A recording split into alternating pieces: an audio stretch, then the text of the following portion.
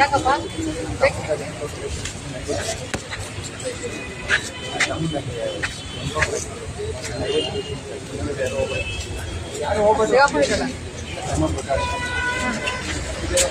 ಏನು ಕೇಸು?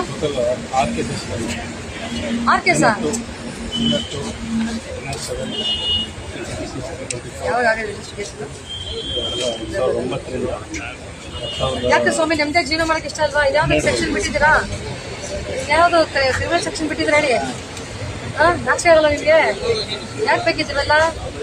ವಯಸ್ಸಾಗಿದೆ, ಕೈ ಕಟ್ಟು ನಿಂತ್ಕೋಬೇಕಾಗಿಲ್ಲ. ಏನ್ ಹೆಸರು ನಿಮ್ದು? ಮನೇಲಿ ಯಾರು ಇರ್ತಾರೆ? ಯಾರಿ ಮಣ್ಣ?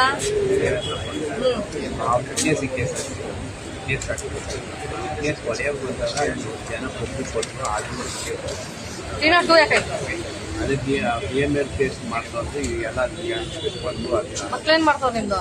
ಒಬ್ಬ ಸೆಕೆಂಡ್ ಇಯರ್ ಫೀಸ್ ಒಬ್ಬ 7ನೇ ಕ್ಲಾಸ್ ಇವತ್ತು ವ್ಯವಸಾಯ ಇವತ್ತು